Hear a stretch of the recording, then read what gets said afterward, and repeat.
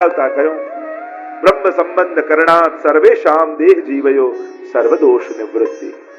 પણ જો આ બ્રહ્મ સંબંધ જીવ લેશે, સ્વયં ભગવદ આજ્ઞા થઈ બ્રહ્મ સંબંધ મંત્ર આપીને ઠાકોરજીએ કહ્યું કે આ મંત્ર હે વલ્લભ આપને આપું છું. મહાપ્રભુજી કહે પણ જીવ તો અનેક દોષોથી ભરેલો છે.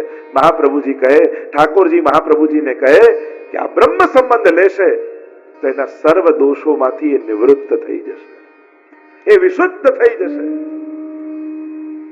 દેહ જીવયો, કારણ કે દેહ અને જીવના દોષા પંચવિધા સ્મૃતા, આ 5 પ્રકારના દોષો એને લાગેલા છે.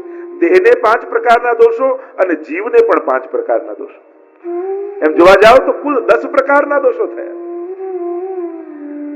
સર્વ દોષ નિવૃત્તિ દોષા પંચવિધા સ્મૃતા, સર્વ દોષો જતા રહે એટલે જીવ નિર્દોષ થઈ જાય. અને આપણે તો વાર્તા સાહિત્યનું પ્રમાણ આપે છે કે પેલો એક વૈષ્ણવ હતો અને આપણે ત્યાં એમ માનીએ કે બ્રહ્મ સંબંધ લેવાથી નવો જન્મ થાય છે. એટલે જેમ જન્મ દિવસે ઉજવો ને એ રીતે તમારે બ્રહ્મ સંબંધ દિવસ પણ ઉજવવો જોઈએ, કારણ કે તમારો વૈષ્ણવ તરીકેનો જન્મ ત્યારે થયો છે તમારો. આપણે તેને નવો જન્મ માનીએ છીએ બ્રહ્મ સંબંધને. અને વાર્તા સાહિત્યમાં આવે કે પેલો દુકાન પાસે ગયો ને કે એને પોટલી આપી ધનની એક વૈષ્ણવે સાચવવા માટે, અને પેલા શેઠજીએ બ્રહ્મ સંબંધ લીધું ને કોઈએ કીધું કે તમે તો બ્રહ્મ સંબંધ લીધું, તમારો નવો જન્મ કહેવાય. પેલાને થયું કે લાવો પરીક્ષા તો કરી જોઉં, નવો જન્મ ક્યાંથી કહેવાય. એટલે જે ધન મૂકી ગયો હતો એ ફરી ધન લેવા આવ્યો કે શેઠજી હું તમને ધિરાણ કરી ગયો હતો, મારું ધન પાછું આપો. શેઠજીએ કહ્યું કે આ જન્મમાં તે મને ધન આપ્યું નથી. પેલો ક્યારે હું આપને આપી ગયો ને આવું ખોટું બોલો છો, અને બ્રહ્મ સંબંધ લીધું ને હવે ખોટું બોલો છો, આવું કેમ? પેલાને પરીક્ષા કરવી છે કે નવો જન્મ કહેવાય કે નહીં. રાજાને જઈને પેલા ફરિયાદ કરી કે હું આને ધન આપી ગયો અને ના પાડે છે.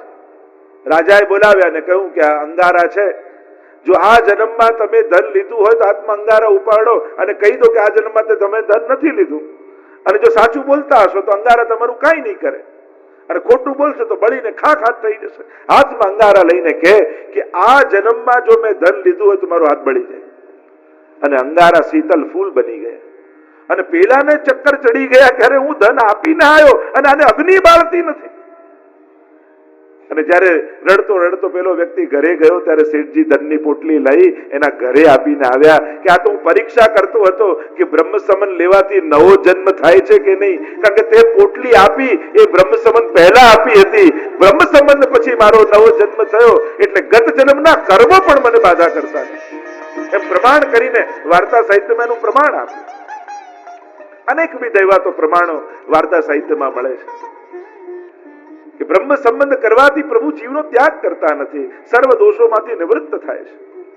અને આમ સર્વ દોષોમાંથી નિવૃત્ત થઈ એટલે કે પ્રભુ એ જીવના દોષો સામે જોશે નહીં.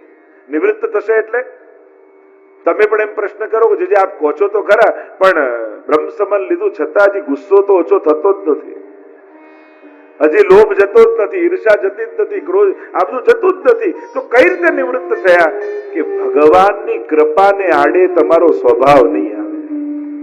તમારા દોષો તમને દેખાશે પણ ઠાકોરજી તમને જોશે ત્યારે ઠાકોરજીને તમારા દોષો નહીં દેખાય. આ બ્રહ્મ સંબંધ સર્વ દોષ નિવૃત્તિ એટલે કે સેવાને આડે નહીં. પેલા એમ કહેતા આ ક્રોધી છે આને ભગવાન ન મળે, આ લોભી છે આને ભગવાન ન મળે. પણ આપણે કે બ્રહ્મ સંબંધ લઈને શરણાગત થયો ને તો ગીતાજી ને ભાગવતજી પ્રમાણ આપે છે કે શરણે આવ્યો છે તો અપિચેત સુદુરાચારો ભજતે મામ અનન્ય ભાગ સાધુ રેવ સમંતવ્ય સમ્યક વ્યવસ્થિતો હિસા. એને સાધુ જાણવું, ભલે પાપી હોય તો બી. એટલે કે ભલે ક્રોધી છે પણ ભગવાન એની સેવાનો ચોક્કસ સ્વીકાર કરશે.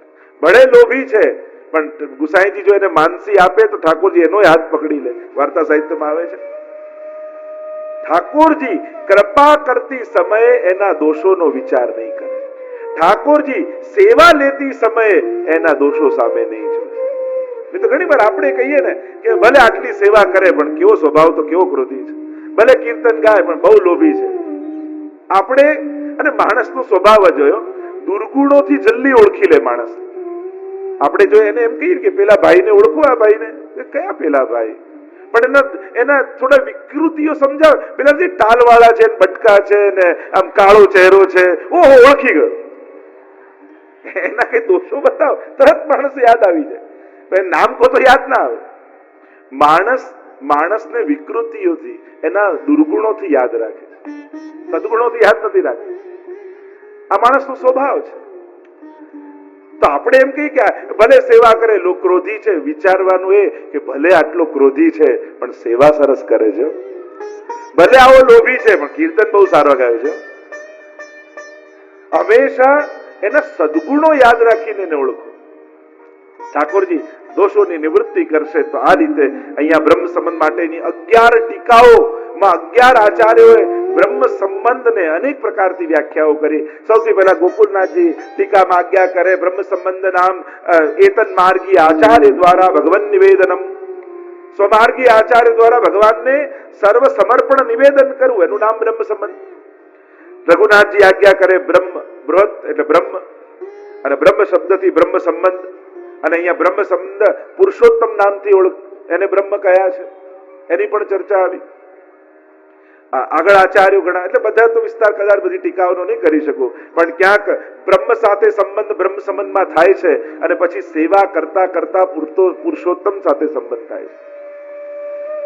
રઘુનાથજી તો કહું બ્રહ્મ એટલે પ્રભુ છે, પણ વેદમાં બ્રહ્મ એટલે અક્ષર બ્રહ્મ પણ આવે, પરબ્રહ્મ પણ આવે. બ્રહ્મ શબ્દ બોલતા વ્યાપકતાનો આપણને વિચાર આવે છે. કોઈ પણ હવેલીમાં તમે એમ બોર્ડ વાંચ્યું, અહીંયા બ્રહ્મ બિરાજે છે, હમણાં બ્રહ્મના મંગળા ખુલ્યા છે, હમણાં બ્રહ્મના શૃંગાર થઈ રહ્યા છે, બ્રહ્મના શયન થઈ રહ્યા છે. કથા પૂરી થાય એટલે બ્રહ્મના દર્શન કરવા હું દોડું, તમે એમ કહો છો? આપણે તો પુરુષોત્તમને ભજીએ છીએ, કારણ કે બ્રહ્મ માટે ઘણી બધી ચર્ચાઓ છે. બ્રહ્મ વ્યાપક રૂપે વપરાય છે. બૃહદ બ્રહ્મ, જે બૃહદ છે, જે વિસ્તરેલો છે, જે કણ